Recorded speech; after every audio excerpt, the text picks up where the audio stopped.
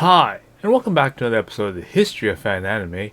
I'm your host, William Chow, and today's episode, again, another interesting episode about interviews. I've got an interview with more of my friends that from the past, and we would talk about older times, different things about anime, and of course, some of the history that has passed along the way. All right.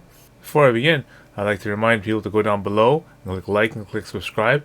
Even if you want to leave a comment below about this particular video and some opinions that you have, by all means, that does help the algorithm for YouTube. If you're interested in supporting me financially, I have the links for the super thanks as well as the PayPal and Patreon links below, where you can subscribe and get the special content that I cannot post here on YouTube. Again, there's a list with the link below of all the various different episodes I have for the History of Fan Anime, as well as the extra episodes that are available to the subscribers. And then it covers a lot of the content that, again, just YouTube just won't allow me to talk about. So, all that the extra content is there. All right. So, in today's episode, we're going to have an interview with my friend Troy. Now, Troy, lives quite a ways out from Vancouver, still within what they call the Greater Vancouver Regional District. But it's a fair ways away. A good 45 minutes to an hour out of town by car. We get together once in a while and basically go over different things. In today's interview, we can go talk more about that. Okay, so without further delay, let's begin. Dan came out. Well, I know you eventually came into Vancouver for to the store and all that kind of stuff. But I know you got associated with Abbotsford Club. I got associated with So the how Abbotsford did that begin? They had, at the time, it was at Masquee. I only went to one show at Masquee. That's where I saw Dan. And Dan came down to 2 or 3 other shows that were held at the local coffee shop at the time in downtown Abbotsford. They had a boardroom. So somebody would come in with a projector, set up the projector, and watch certain anime. Okay, cool. Right. And that's kind of how I met.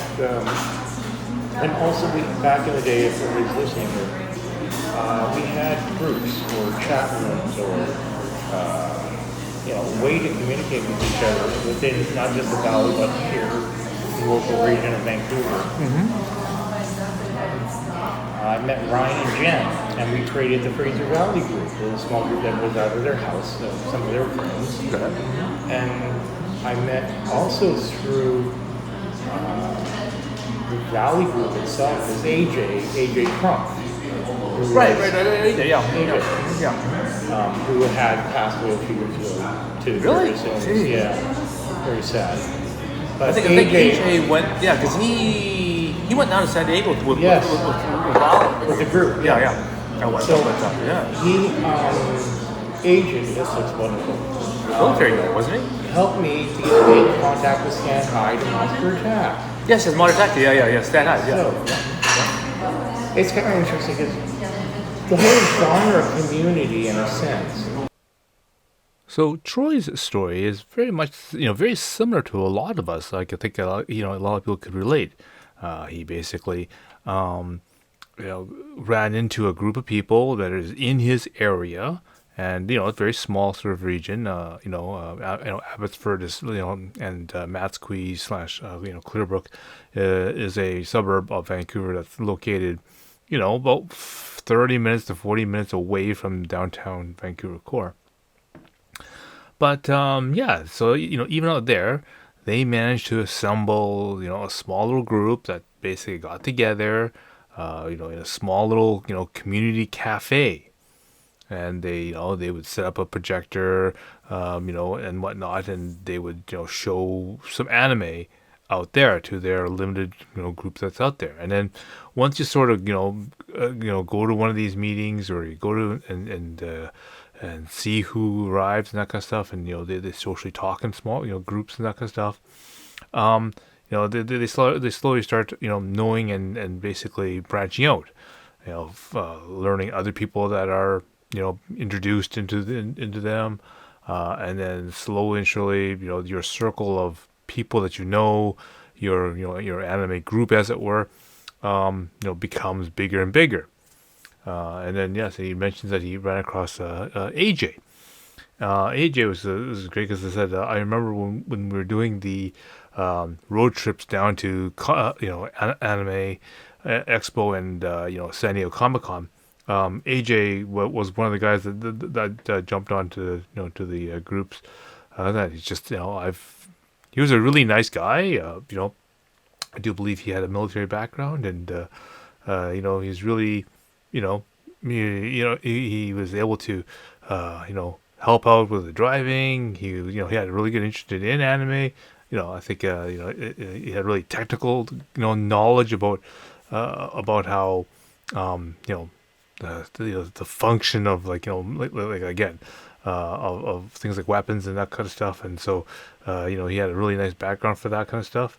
Yeah, he also knew a lot about the different animes and and superhero type of followings, that kind of stuff. Because I'm guessing he probably had a bit of a comic background as well. So it's unfortunate that he's no longer with us. But I mean, definitely that was really kind of this is just sort of an indication of how even as remote as a place that is far away, as 30-40 minutes away, anime sort of still kind of people still meet in their little groups, and then as time goes on and as you meet more people, our kind of our webs of influence and who we know and that kind of stuff start crossing, and then all of a sudden you start meeting these other people as a side consequence of of all these other people that you know. So it sort of branches out. It really is fascinating how that works. But in this time period, this is how things this is how the word spreads out. This is how you get your anime, is by exploring and meeting other people.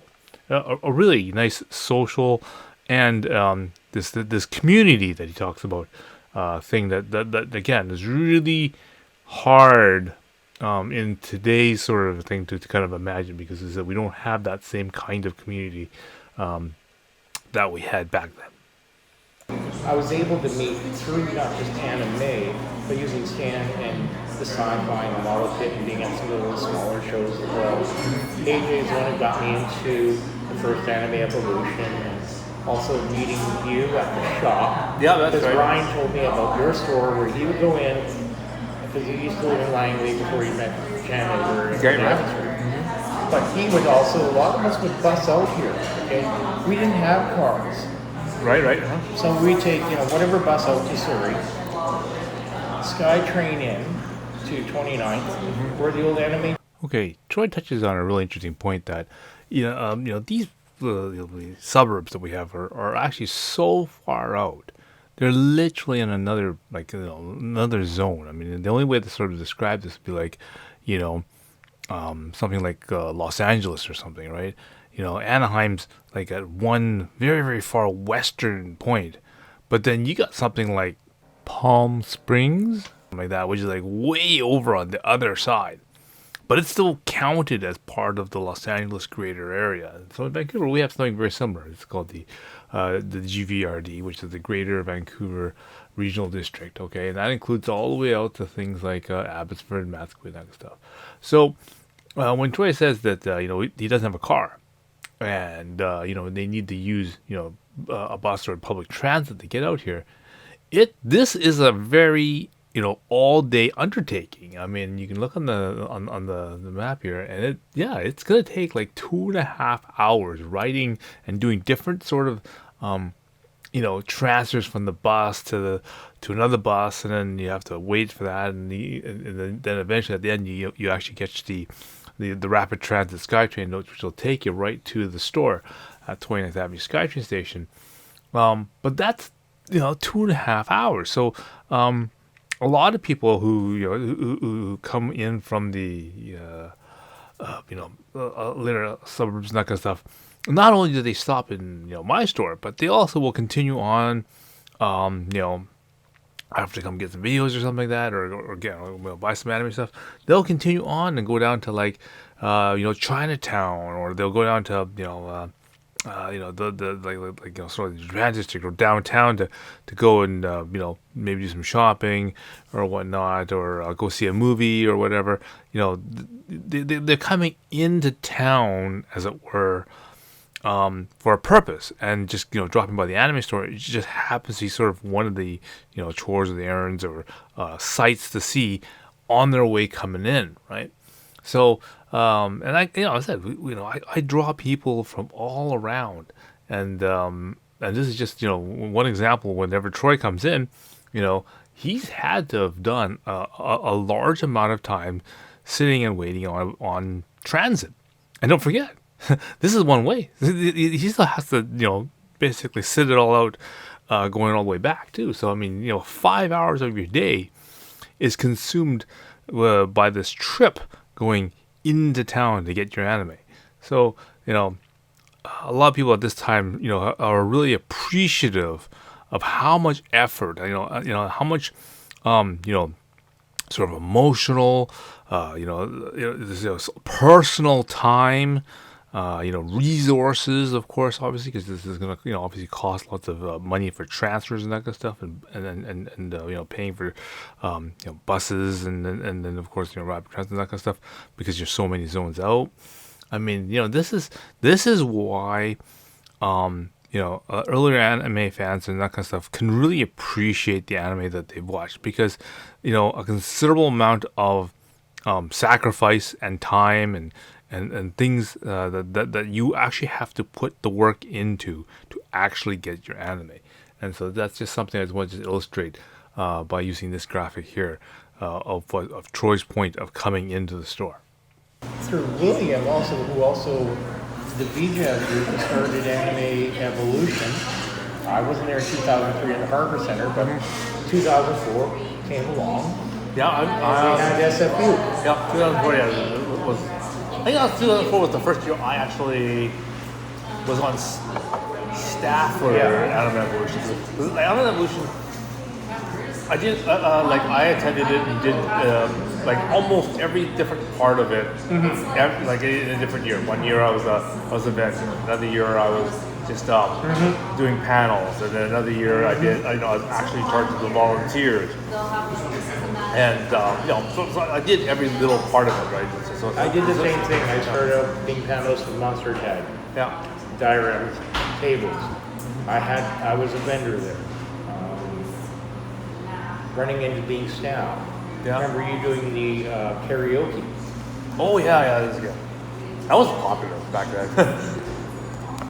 So Troy mentions that one of the things that he met and basically participated in was Anime Evolution, and that's our local Vancouver-based convention that we have here in Vancouver.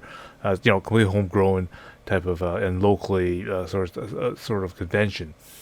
Even in the beginning of it and whatnot, I played a role in the convention in almost every sort of different role. I mean, I did the same thing with Anime Expo and even San Diego Comic-Con. I went to those different events in different years. I basically participated in every sort of role that I could. So for Anime Evolution, one year, I just went and helped in the volunteer corps and basically did everything just as a regular volunteer would. So I do believe it was 2004, which I was the head of the volunteer corps. So I was the the main guy to assign the volunteers to different places, to have volunteers on staff to help out with different operations and that kind of stuff, and monitor volunteer hours and that kind of stuff. So I mean, that was a really great experience. I know that another year, maybe like 2005 or 6 or something like that, I remember I was a vendor in the vendor hall. So I spent most of my days selling things and whatnot. Of course, I've always offered programming. One of the things I remember was doing was I had a project. I was trying to build a web browsable karaoke on a computer. Okay, so basically, exploiting an exploit that's in the Internet Explorer on Windows XP. Built a database of of karaoke files and that kind of stuff that you could browse using using the browser. And of course, at this time, this was before KTV devices and that kind of stuff. And so I was doing and handling karaoke, and that was a lot of fun to do because that was a good evening of fun singing and that kind of stuff. And even in the more recent years, I've updated the equipment with KTV equipment and whatnot, and basically did karaoke and that. And it's always a lot of fun. I wish I had more footage and that kind of stuff for that. But I do, I'll probably put an episode for that where I just have some fun and some horrible singing and whatnot. But yeah, definitely, it's great to go to these conventions and participate in different parts of the convention, because then you get to see the inside functioning of the convention, how things run, and how hectic it sometimes is, and it's a totally different view from being a con goer, where you're just looking to buy stuff and whatnot, and just to see how the entertainment and how the events and that kind of stuff are presented, as opposed to seeing the background, the actual stuff that goes on behind. It's really quite interesting. ADVs are popular. Yeah. Like people going in and watching people make their own ADVs or make their own videos. Yeah, that was really popular. I remember I had to judge an AMV competition, and it was the rule where it was like, here's a stack of DVDs, right?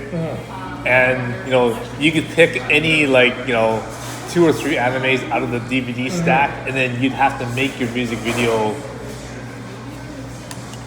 using whatever the movies that are in the stack, right? Yeah, I remember this AMV competition, and I just wanted to highlight something that you have to realize that here we have this competition where you come in fresh, right? You have no previous materials or anything with you, and you just kind of come in here. And here's a stack of DVDs. You have no idea what stuff is there, but you could probably assume that might be some Macross or some Ranma, and or something or whatever, and it's just a various different sort of popular animes. And then you got maybe a stack of CDs of some popular music, some 80s, some 90s, and some I guess this would be close to the 2000s, so just some relatively newer stuff. But just sort of a random mixture of stuff, right? So you can't bring your own music or whatever. That's fine. And it's just like those cooking shows where it's like, well, here's some of the here's some mystery ingredients, and you have to create something just with these ingredients, right? And so and the other thing I wanted to really make a note of is the fact that not only is this creatively challenging, because you kind of had to have a perception of what some of these videos are about. I'm sure you can watch them kind of on the go and kind of saying, hey, that looks like a clip I can maybe use and yank it and that kind of stuff. But the other problem is that there's no computers, okay? These people are doing it using VCRs, okay? So the videos have to be created linearly, right? So, just because you're flipping through the DVD and you see a scene, but the scene doesn't match the lyrics or whatever of what you're working on now, they match the lyric that you did, a minute or two ago. Well, you can't go back there and edit it without wrecking everything that you've done in the middle, right? So this thing requires a lot of creative planning. You kind of have to go, okay, well, I'm going to use this scene here, have to plan it all on paper, and then kind of try to drop it in and try to make it sync up and try to cut and paste as you go, but without all the convenience of using a digital editor like Adobe Premiere or iMovie or anything like that. You just don't have that. It's literally pressing play and pause and record on a VCR. So back in the day, that these competitions were really, really challenging to the competitors. I think that's really one of the things that was really different back then than it is now. Nowadays, there's virtually very little merchandise, almost, as it were. Yeah.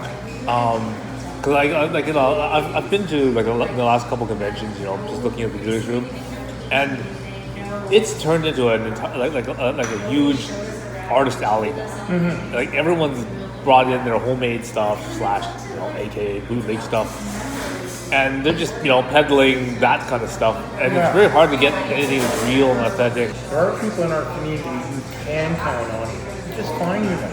Mm-hmm. And you build a relationship with these people. recently because they have 3D printing, we were just talking about how you can replace parts in model kits or your anime dolls or whatever. There are people out there who are able to help you. Absolutely, yeah. I think there's, we have now a market almost like that. It's like it's a whole industry almost, as it were.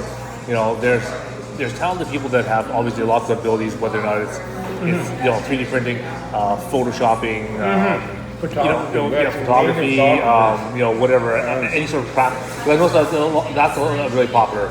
A lot of people who do crafting work, whether or not it's like making purses and bags and whatever. Cosplaying seamstresses out there. Yes, exactly. Seamstresses of type. A friend of mine, Spectrum Trades, making hats, dry hats and pirate hats. And, okay, right, okay. I'm just telling you, using him as an example, but there are people like Spike out there who care about art too, who care about the quality of the work. I think the great old days also was not just the meetups at SFU, which were great. I find it really interesting that as I present these different con footages and that kind of stuff, that everyone's promoting this kind of artist community type of thing, right? But in the long term, this is highly detrimental to the actual anime as a financially self-sustaining sort of thing, because you see this is an incredible amount of IP theft going on here.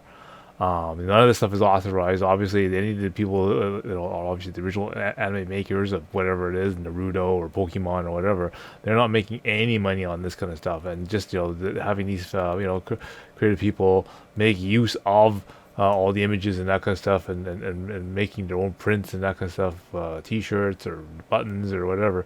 Obviously, are doing this, without any authorization, and the amount of copyright theft that's going on here is enormous. But that is the community that has been built, and we will continue on with this until some other shaping of the industry occurs.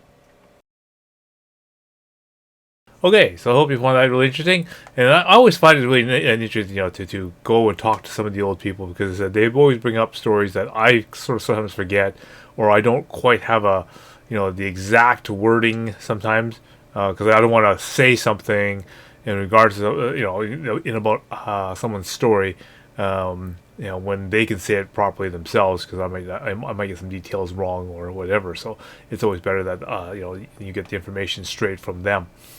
As well as it's they always have some different perspective that maybe I just kind of forgot about, because so much time has passed. Sometimes I tend to forget them. So it's always good to to have a good conversation about that. Again, I will be doing more of them, so stay tuned for that. All right. So until next time, I will see you again.